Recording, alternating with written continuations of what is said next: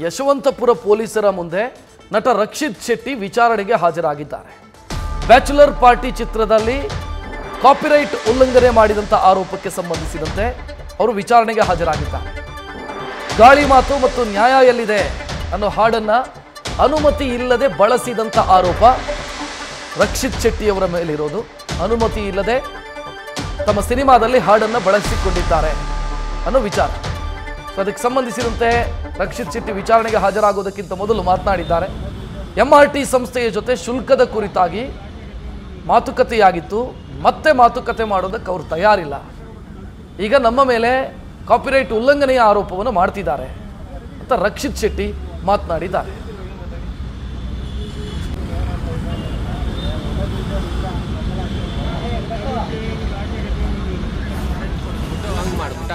ಯೂಟ್ಯೂಬಿಂದ ನಾವು ಹಣ ಸಂಪಾದನೆ ಮಾಡಿದ್ರೆ ಅದು ಬೇರೆ ವಿಷಯ ಆಗುತ್ತೆ. ಬಟ್ ಒಂದು ಸಿನಿಮಾದಲ್ಲಿ ಸ್ಕ್ರಿಪ್ಟಲ್ಲಿ ಸಂದರ್ಭ ಇದ್ದಾಗ ನಮ್ಮ ಹಾಡುಗಳನ್ನು ನಾವು ಯೂಸ್ ಮಾಡೋಕ್ಕೆ ಆಗಲ್ಲ ಅಂತಂದರೆ ಅಟ್ಲೀಸ್ಟ್ ಅದಕ್ಕೆ ಏನೋ ಒಂದು ರೂಲ್ಸ್ ಇರಬೇಕು. ಹಿಂಗೆ ಯೂಸ್ ಮಾಡಬಾರ್ದು, ಹಿಂಗೆ ಯೂಸ್ ಮಾಡಿ, ಈ ಥರ ಯೂಸ್ ಮಾಡಿದ್ರೆ ತಪ್ಪಾಗುತ್ತೆ, ಈ ಥರ ಯೂಸ್ ಮಾಡಿದ್ರೆ ಸರಿ ಮಾಡ್ಬೋದು ಅಂತ. ಇದು ಯಾವುದು ಏನು ರೂಲ್ಸ್ ಅಂತ ನಮಗೂ ಗೊತ್ತಾಗಬೇಕು. ವಿಚ್ ಇಸ್ ವೈ ನಮ್ಮ ಪ್ರಕಾರ ಇದು ಕಾಪಿರೈಟ್ ಇಶ್ಯೂನೇ ಅಲ್ಲ. Which is why we want to fight it in court and see that what is actually copyright issue. For example ಅಲ್ಲ, ರಾಯಲ್ಟಿ ಯಾವ್ದಕ್ಕೆ ಕೊಡಬೇಕು ಅನ್ನೋದಿರೋದು. ಇವಾಗ ಸುಮ್ಮನೆ ಬಂದು ನೀವು ನಮಗೆ ಏನೋ ನಿಮ್ಮದು ಸಿನಿಮಾದಲ್ಲಿ ಮೊಬೈಲ್ ರಿಂಗ್ ಆಯಿತು, ಮೊಬೈಲ್ ರಿಂಗ್ ಆಯ್ತಲ್ವಾ, ಆ ರಿಂಗ್ ಟೋನು ನಮ್ಮ ಸಿನಿಮಾದ ಹಾಡು, ಅದಕ್ಕೆ ಅದು 3 ಸೆಕೆಂಡು ರಿಂಗ್ ಆಗಿರಲ್ಲ, ಅದಕ್ಕೆ ನೀವು ರಾಯಲ್ಟಿ ಕೊಡಬೇಕಂದ್ರೆ ನಾವು ಯಾಕೆ ಕೊಡಬೇಕು? ಇಲ್ಲೇ ಕೂಡ ಕಿರಿಕ್ಪಾಡಿ ಟೈಮಲ್ಲಿ ಸೇಮ್ ಸಂಸ್ಥೆ ಅಲ್ಲ, ಅದು ಬೇರೆ ಸಮಸ್ಯೆ. ಅದು ಬೇರೆ ಸಮಸ್ಯೆ. ಅಲ್ಲೂ ನಾನು ಸರಿ ಅಂತಾನೆ ನಾನು ವಾದ ಮಾಡಿರೋದು, ಇಲ್ಲೂ ನಾನು ಸರಿ ಅಂತಾನೆ ವಾದ ಮಾಡ್ತಿರೋದು.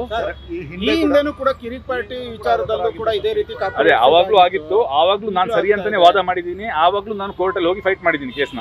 ನಾನು ಸರಿ ಅಂತಾನೆ ಫೈಟ್ ಮಾಡಿರೋದು. ಇದು ಕಾಪಿರೈಟ್ ಇಶ್ಯೂ ಅಲ್ಲ ಅಂತಾನೆ ಫೈಟ್ ಮಾಡಿರೋದು.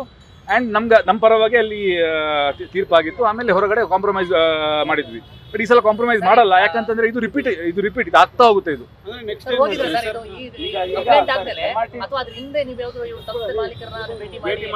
ಇಲ್ಲ, ಅಂದ್ರೆ ಒಂದು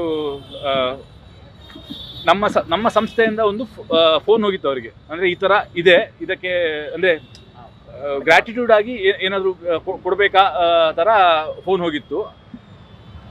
ನಮ್ಮ ಪ್ರೊಡಕ್ಷನ್ ಮ್ಯಾನೇಜರ್ ರಾಜೇಶ್ ಅಂತ ಅವರು ಒಂದು 2-3 ಸಲ ಕಾನ್ವರ್ಸೇಷನ್ ಮಾಡಿದ್ದಾರೆ. ಬಟ್ ಅಲ್ಲಿ ಕರೆಕ್ಟಾಗಿ ಪ್ರತಿಕ್ರಿಯೆ ಬಂದಿಲ್ಲ ನಮಗೆ. ಆಮೇಲೆ ಅವ್ರು ನಿಲ್ಲಿಸೇ ಬಿಟ್ರು. ಅಂದರೆ ಆ ಕಡೆಯಿಂದ ಏನೋ ಆಮೇಲೆ ಫೋನೇ ಬಂದಿಲ್ಲ. ಏನೋ ನಿಮ್ಗೆ ಹೇಳ್ತೀವಿ ಅಂತ ಹೇಳಿ ಏನೋ ಫೋನ್ ಬಂದಿಲ್ಲ. ಅದು ರಾಜೇಶ್ ಹತ್ರನೇ ಕೇಳಬೇಕು, ನನಗೆ ಅದು ಎಕ್ಸಾಕ್ಟ್ ಡೀಟೇಲ್ಸ್ ಗೊತ್ತಿಲ್ಲ. ಬಟ್ ಎನಿವೇಸ್, ಐ ಮೀನ್ ಇಲ್ಲ, ಸ್ಟೇಷನಲ್ಲಿ ಬರೀ ನಾನು ಸ್ಟೇಟ್ಮೆಂಟ್ ಕೊಟ್ಟಿದ್ದೀವಿ. ಕಂಪ್ಲೇಂಟ್ ಕೊಟ್ಟಿದ್ದೀವಿ. ಸಾರಿ, ಕಂಪ್ಲೇಂಟ್ ಕೊಟ್ಟಿದ್ದಕ್ಕೆ ನಾವು ಸ್ಟೇಟ್ಮೆಂಟ್ ಕೊಟ್ಟಿದ್ದೀವಿ. ಆ್ಯಂಡ್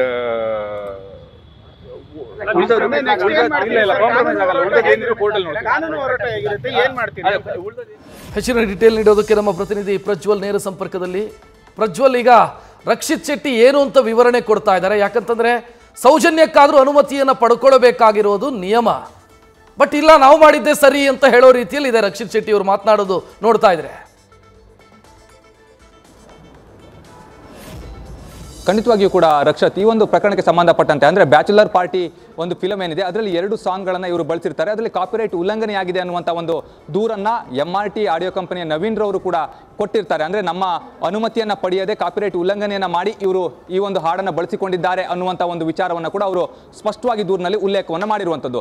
ಯಾವಾಗ ದೂರು ದಾಖಲಾಗುತ್ತೋ ಆ ಸಂದರ್ಭದಲ್ಲಿ ರಕ್ಷಿತ್ ಶೆಟ್ಟಿ ಅವರು ಕೂಡ ಕೋರ್ಟ್ಗೆ ಹೋಗಿ ನಿರೀಕ್ಷಣಾ ಜಾಮೀನನ್ನು ಸಲ್ಲಿಸಿರ್ತಾರೆ. ಕೋರ್ಟ್ ಕೂಡ ನಿರೀಕ್ಷಣಾ ಜಾಮೀನನ್ನು ಮಂಜೂರು ಮಾಡಿರುತ್ತೆ. ಷರತ್ತುಬದ್ಧ ನಿರೀಕ್ಷಣಾ ಜಾಮೀನನ್ನು ಕೊಟ್ಟ ನಂತರದಲ್ಲಿ ಅಂದರೆ IO ಯಾವಾಗ ನಿಮ್ಮನ್ನು ತನಿಖೆಗೆ ಕರೀತಾರೋ ಆ ಸಂದರ್ಭದಲ್ಲಿ ನೀವು ಹೋಗಬೇಕು. ಅದೇ ರೀತಿಯಲ್ಲಿ ಅವರಿಗೆ ಸ್ಪಷ್ಟನೆಯನ್ನು ಕೂಡ ಕೊಡಬೇಕು, ಹೇಳಿಕೆಯನ್ನು ಕೂಡ ದಾಖಲಿಸಬೇಕು ಅನ್ನುವಂಥ ಒಂದು ವಿಚಾರವನ್ನು ಕೂಡ ಕೋರ್ಟ್ ಸ್ಪಷ್ಟವಾದಂಥ ಒಂದು ನಿರ್ದೇಶನವನ್ನು ಕೊಟ್ಟಿರುತ್ತೆ. ಈ ಸಂದರ್ಭದಲ್ಲಿ ಇವತ್ತಿನ ದಿನ ರಕ್ಷಿತ್ ಶೆಟ್ಟಿ ಅವರು ಯಶವಂತಪುರ ಪೊಲೀಸ್ ಠಾಣೆಗೆ ಹಾಜರಾಗಿರುವಂಥದ್ದು. ಅಂದರೆ IO ಅವರು ವಿಚಾರಣೆಗೆ ಕರೆದಿರ್ತಾರೆ. ಈ ಒಂದು ಸಂಬಂಧಪಟ್ಟಂತೆ ಅವರು ವಿಚಾರಣೆಗೆ ಹಾಜರಾಗಿ ಸ್ಪಷ್ಟನೆಯನ್ನು ಕೂಡ ಕೊಡುವಂಥ ಒಂದು ಕೆಲಸವನ್ನು ಮಾಡಿದರೆ, ಅದೇ ರೀತಿಯಲ್ಲಿ ಹೇಳಿಕೆಯನ್ನು ಕೂಡ ಈಗಾಗಲೇ ದಾಖಲಿಸಿರುವಂಥದ್ದು. ಯಾಕೆ ಅಂತ ಹೇಳಿದ್ರೆ, ಈ ರೀತಿ ನೀವು ಹಾಡನ್ನು ಯಾವ ರೀತಿಯಲ್ಲಿ ಬಳಸಿಕೊಂಡ್ರಿ, ಅವರು ಈಗಾಗಲೇ ಕಾಪಿರೈಟ್ ಸಮಸ್ಯೆ ಆಗಿದೆ ಅನ್ನುವಂಥದ್ದನ್ನು ಕೂಡ ಹೇಳ್ತಾ ಇದ್ದಾರೆ.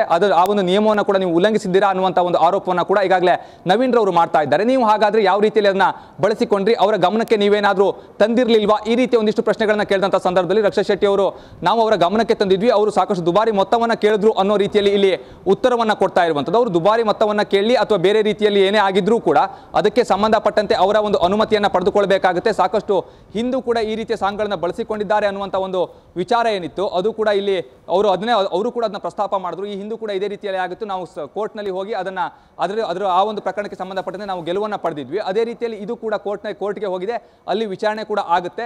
ನಾವು ಕೂಡ ಇದೇ ವಾದವನ್ನು ಮಾಡ್ತೀವಿ. ಯಾಕೆ ಅಂತ ಹೇಳಿದ್ರೆ ಈ ರೀತಿಯಾದಂಥ ಸಂದರ್ಭದಲ್ಲಿ ಅದನ್ನು ಬಳಸಿಕೊಳ್ಳಲಿಕ್ಕೆ ಅವಕಾಶ ಇರುತ್ತೆ. ಅದು ಯಾವ ರೀತಿಯಲ್ಲಿ ಹಾಗಾದ್ರೆ ಕಾಪಿರೈಟ್ ಉಲ್ಲಂಘನೆ ಆಗುತ್ತೆ ಅನ್ನೋದ್ರ ಬಗ್ಗೆ ಕೂಡ ನಾವು ವಾದವನ್ನ ಮಾಡ್ತೀವಿ. ಆ ಸಂದರ್ಭದಲ್ಲಿ ನೋಡೋಣ ಅನ್ನುವಂಥ ಒಂದು ವಿಚಾರವನ್ನು ಕೂಡ ಅವರು ರಕ್ಷಿತ್ ಶೆಟ್ಟಿ ಅವರು ಹೇಳ್ತಾ ಇರುವಂಥದ್ದು. ಅಂದ್ರೆ ಈ ಒಂದು ಪ್ರಕರಣಕ್ಕೆ ಸಂಬಂಧಪಟ್ಟಂತೆ ಕಾಪಿರೈಟ್ಸ್ ಉಲ್ಲಂಘನೆ ಆಗಿದೆಯಾ ಅಥವಾ ಇಲ್ವಾ ಅನ್ನುವಂಥದ್ದು ನಂತರದ ಅಂದ್ರೆ ವಾದ ಮತ್ತು ಪ್ರತಿವಾದವನ್ನು ಗಮನಿಸಿದಂಥ ವೇಳೆಯಲ್ಲಿ ಗೊತ್ತಾಗ್ತಾ ಹೋಗುತ್ತೆ. ಆದರೆ ಮೇಲ್ನೋಟಕ್ಕೆ ಈ ವಿಚಾರಕ್ಕೆ ಸಂಬಂಧಪಟ್ಟಂತೆ ಎಲ್ಲ ಒಂದು ಕಡೆ ಕಾಪಿರೈಟ್ಸ್ ಉಲ್ಲಂಘನೆ ಆಗಿದೆ ಅನ್ನುವಂಥದ್ದು ಗೊತ್ತಾಗ್ತಾ ಇರುವಂಥದ್ದು. ಆ ನಿಟ್ಟಿನಲ್ಲಿ ಈಗಾಗಲೇ ತನಿಖೆಯನ್ನು ಕೂಡ ಎದುರಿಸಿದ್ದಾರೆ. ವಿಚಾರಣೆಗೆ ಹಾಜರಾದಂಥವರು ಐಒ ಕೇಳಿದಂಥ ಎಲ್ಲ ಪ್ರಶ್ನೆಗಳಿಗೂ ಕೂಡ ಉತ್ತರ ಕೊಡುವಂಥ ಒಂದು ಕೆಲಸವನ್ನ ರಕ್ಷಿತ್ ಶೆಟ್ಟಿ ಅವರು ಮಾಡಿರುವಂಥದ್ದು. ಯಾಕೆ ಅಂತ ಹೇಳಿದ್ರೆ ಈ ರೀತಿಯ ಒಂದು ಪ್ರಕರಣಕ್ಕೆ ಸಂಬಂಧಪಟ್ಟಂತೆ ನಾವು ಗಮನಿಸ್ತಾ ಹೋದ್ರೆ ಇಲ್ಲಿ ಕಾಪಿರೈಟ್ಸ್ ಉಲ್ಲಂಘನೆ ಆದ ಹಾಡು ಯಾವುದು, ಅದೇ ರೀತಿಯಲ್ಲಿ ಅವರು ಯಾವ ರೀತಿಯಲ್ಲಿ ಬಳಸಿಕೊಂಡ್ರು ಅನ್ನೋದ್ರ ಬಗ್ಗೆ ಕೂಡ ಇಲ್ಲಿ ಸ್ಪಷ್ಟವಾದಂತಹ ಒಂದು ಮಾಹಿತಿಯನ್ನ ಈಗ ತನಿಖಾಧಿಕಾರಿಯ ಮುಂದೆ ಅವರು ಕೊಟ್ಟಿರುವಂತದ್ದು. ರಕ್ಷತ್, ಧನ್ಯವಾದ ಪ್ರಜ್ವಲ್ ಮಾಹಿತಿಗೆ.